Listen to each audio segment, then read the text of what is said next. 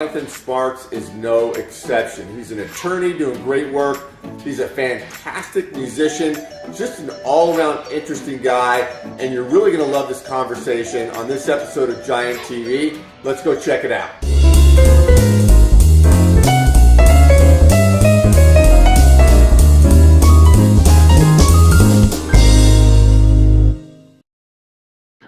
Hello, everybody. This is Paul Hitchcock, founder and president of Giant Jacks Media. Thanks for jumping on Giant TV. Really excited to have my guest, Jonathan Sparks, here, who's front and center. I was going to say he's the lead singer of the rock band, and you are the lead singer of the rock band.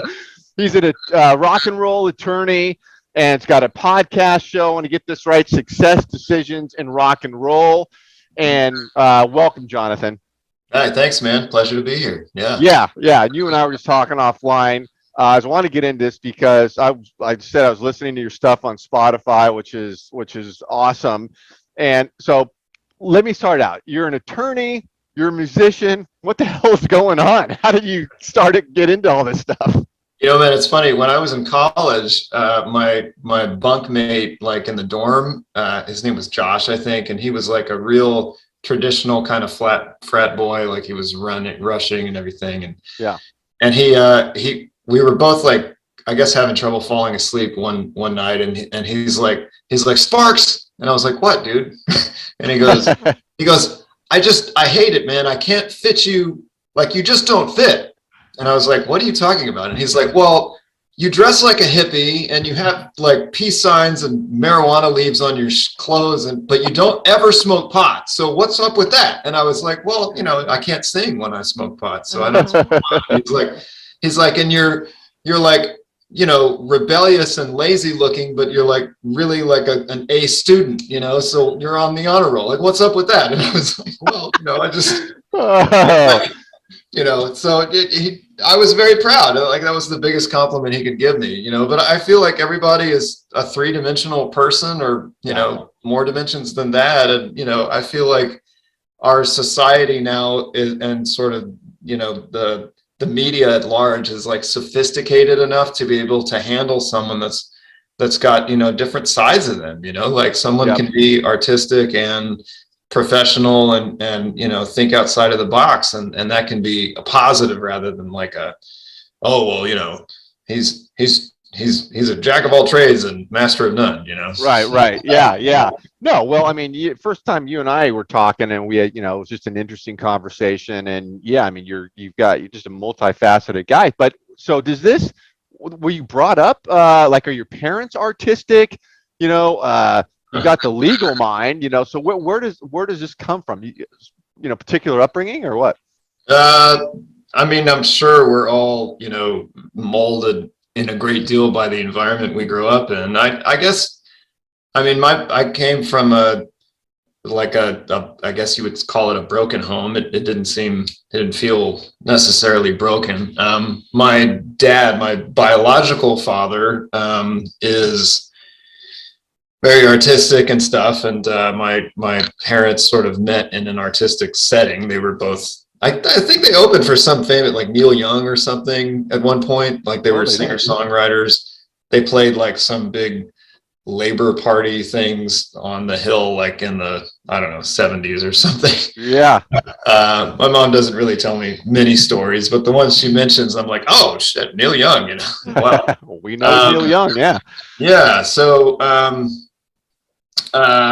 but you know, then she, you know, got divorced, and they split. I didn't see him until I was like 16 years old, and my stepfather was, who I really considered to be my father, is a total entrepreneur's entrepreneur. Like, he's very driven, he's results oriented, he's just got a knack for it. You know, he spots opportunities when everyone else is like, you know, hiding in a corner in the fetal position, you know. Yeah. So that's who he is, and he's got this amazing work ethic too that he kind of, you know, expected me to have as well. So I think I picked up on that from him, and you know, I just took that kind of lifestyle, I guess, or way of doing things towards everything I've done. So in law school, I was like a big gunner, you know. I was very competitive, trying to do the best, and at music, I'm trying to be the best, and you know, why not? Life's short. Love it. Love the attitude. And so you, how do you do that? So your law firm, you're doing a lot of business work with your law firm. So tell me what you're focused on at the law firm, and then how do you manage that with putting out so much music? Yeah. So I guess it's a question about productivity. Like, Yeah. how does one be productive? And then what the law firm focuses on. So let me tackle the second one first. So when I first opened up my law firm and like hung my shingle, I just realized that I had what felt like endless energy to take care of other entrepreneurs. And whenever I noticed that sort of God-given endless energy for something, like I know that that's where I need to be, because Right. because doing that work, I'm not going to feel down on myself or like despondent. You know, I might be tired, I might be producing a lot and using the gifts I've been given or whatever, but it's going to be fulfilling work, right? So it's going to be very satisfying. So I went after that. And I found also that there weren't really a lot of attorneys that were kind of in the entrepreneurial world with that mindset. Like, we're kind of pretty ponies, if you Right. about us, you know, us entrepreneurs, like, God bless us, you know, but we're different, and Yeah. we're creatives, and, you know, we're very results oriented, usually driven, and I get that. And I'm sure there's like you know, some daddy issues there too, where I'm trying to, you know, impress my father, you know, Right. because Yeah. for my own entrepreneurship, for my law firm and my music stuff, and for all of my clients' entrepreneurship too. But I think it's nice for them to know a lawyer that, you know, isn't afraid of talking about, you know, business opportunities, isn't like a scaredy cat and a lot of lawyers will like just poop on your idea, I think. Well, yeah, because a lot of lawyers are not entrepreneurs, right? I would say most of them are not. Yeah. They're, you know, yeah. And I think if you're an entrepreneur, you know, you're coming up with a unique, original idea. But to a lawyer, anything that's unique and original and the world has never seen before, the law has never seen before, they don't know how that's going to work, right? Because they can't fit it into a box. Right. You know, so a lot of lawyers, when they hear a new idea, they'll just poop on it because they're saying, you know, I don't know what to do with this. They didn't teach us about this in law school. Well, you know, it's like, okay, that doesn't make it bad. That just means it's a novel idea. And I'm kind of, I guess, turned on by novel ideas rather than so. Well, yeah. And how did you tap into the entrepreneurial community? Did you just start helping a few and word spread, or? I found myself in law school and when I was at King and Spalding, this big law firm in Atlanta. I found myself really like being a grinder, and I was kind of a hermit, you know. I mean, I didn't have the time to really have a life or go out at all. So, you know, you're working 60 hours a week, just grinding it out. So, you know, I could do that, but when I set out to do my own firm, I decided that no matter what it was, every networking opportunity or, you know, like social gathering that I was invited to, I was going to go no matter what. So I even went to one that was like 2 hours drive away. And, you know, because that was just my policy, you know, it was like hell or high water. I'm not going to be a shut-in. And it was hard, you know, because I was very introverted at the time.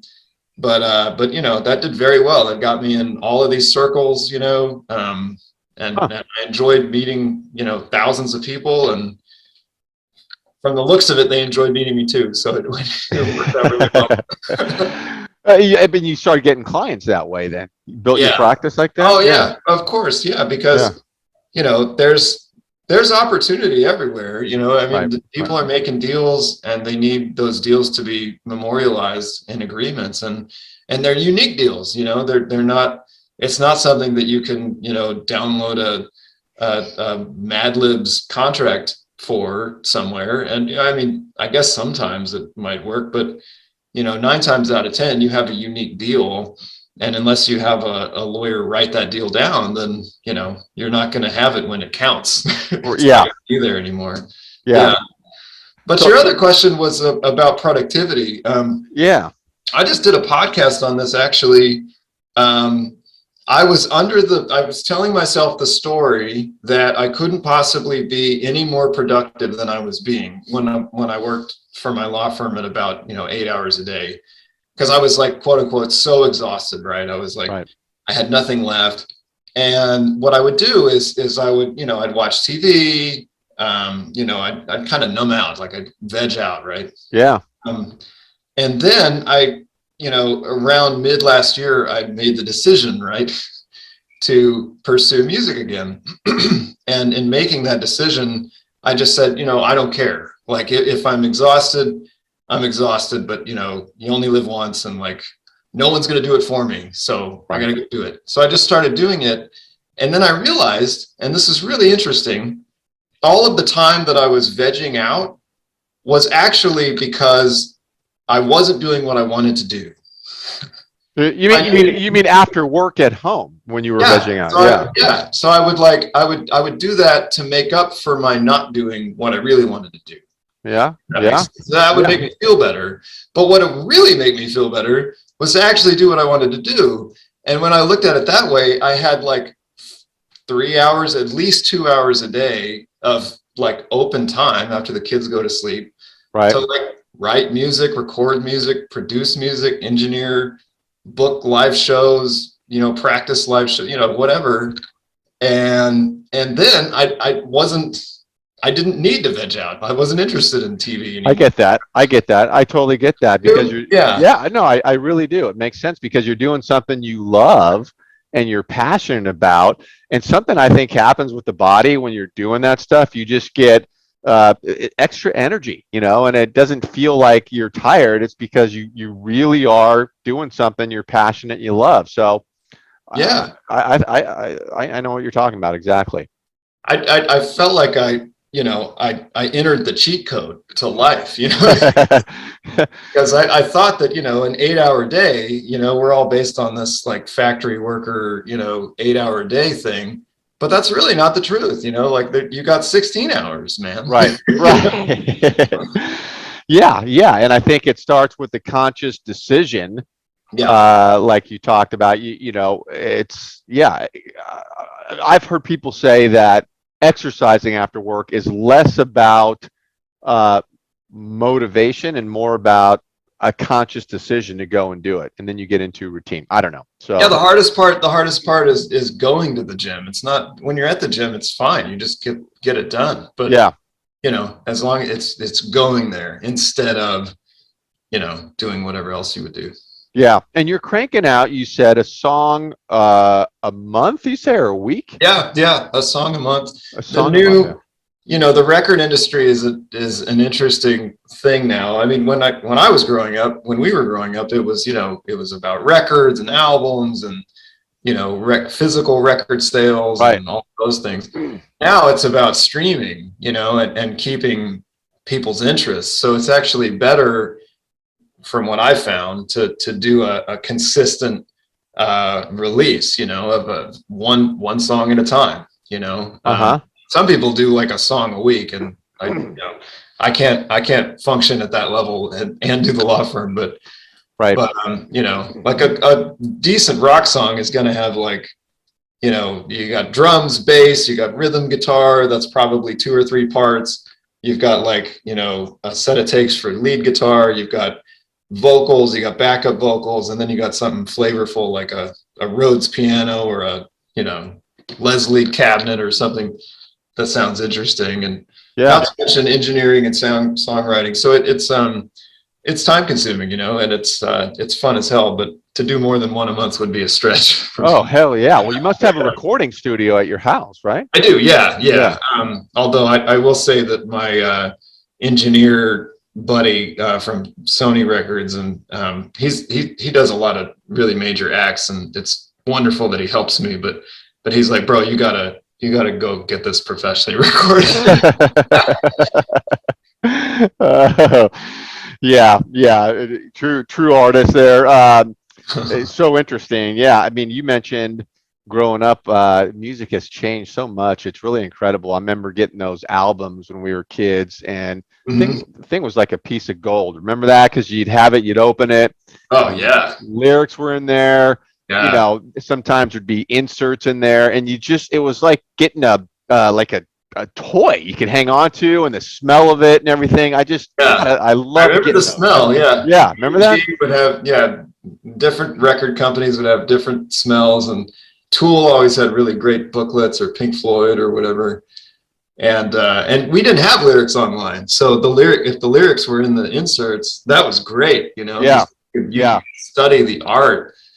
But I don't feel like anyone's like studying music anymore in that sense. But It that's okay. doesn't feel like it. Well, I grew up the youngest of four boys, and my older brothers, were really into the Rolling Stones. And so Oh, cool. I just remember the Rolling Stones albums in particular were just pieces of artwork, it's just cool things. And I gotta remember those, love them. So are you, is your firm growing? Like, are you keeping your firm steady, or are you trying to grow it? Where Yeah, are it is you? Yeah. growing. Yeah, we increased by like 55 or 60% last year when it closed from the prior year, and we were doing good, in 2020. So yeah, we're looking to grow. We're looking to, some of our growth will be through acquisition. I'm sure we're very good at, management. I Yeah. have what's called a professional legal administrator, who's an accredited.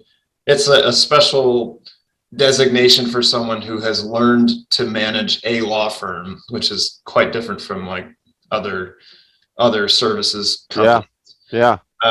But he's a total godsend, and we actually have a program where we utilize his services and some other PLAs to help manage other law firms, at like a low subscription rate too. But yeah, we're very good at management, and that was, I'm good at like client, work, and obviously the legal work, and bringing in revenue and development and stuff. Right. But I'm not experienced in managing, and my PLA John is. So Works out. yeah, we're a good team. Where do you see yourself kind of down the road? If you look down 5 years, uh, any dramatic things you see on the horizon? Yeah, well, the big, hairy, audacious goal is to get to 100 million in revenue, within 10 Wow. years. We really want that. We kind of backed into that goal.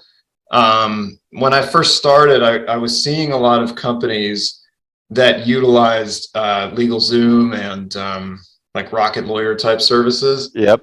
and I just saw extreme problems with those, like really bad problems. And the business owners had no way of knowing that there were problems until it was way too late, right? Right. Right. So they would have like an employment contract, without the right, restrictive covenants in there. And then their employees would like literally steal their company for free. They wouldn't pay a dime, and then they would like run away with it. Yeah. And it's wrong. It's not moral. It's unethical of these people, but they do it. And like Adam Smith told us, it's people wealth maximize, right? Right. Yeah. But that whole thing, I mean, you lose your whole, company. It's worth, 500,000 or $1 million or more.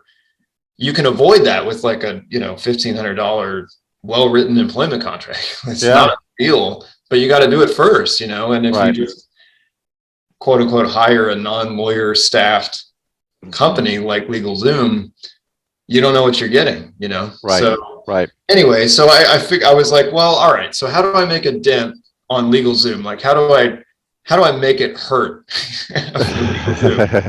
And I was like, well, what's their market share, man? So I was looking at it as an entrepreneur. So they were making at the time over $1 billion a year, and Oh. I'm sure they've increased by now. Although they did take a hit in their stock price recently, which I thought Yep. was wonderful. But anyway, so yeah, over $1 billion a year. So I was like, well, if we made 10% of their market share, if we took that away from them, I feel like they would notice, you know? Mm-hmm. And so that's how I got into 100 million. You are competitive, Jonathan. Why not, man? If not me, who else? Right. Oh, hilarious. Those are lofty goals. It's great. I have no question in my mind you're going to get there. You know, now you and I are getting to know each other. Awesome. I love it. I mean, literally, you and I could keep talking forever, especially on the music thing. But for all those you listening, find Jonathan Sparks. You know, find his law firm, find his music. I'm looking at your Spotify stuff right now, and really a pleasure to have you on here, Jonathan. I know you and I are going to be talking more about a lot of stuff going forward. So I appreciate it. Absolutely. Yeah. You too, man. Great talking with you. It's always a blast. Yeah, and people know, whoever's watching this, Jonathan's information is around this video because this streams on YouTube, Facebook, LinkedIn, probably Twitter. I don't know, may end up on TikTok. I don't know, but wherever it is, Jonathan's information's around us. So you can find him. Thanks, Jonathan. We'll see you next time. Thanks, Paul. Appreciate it. All right. Yeah.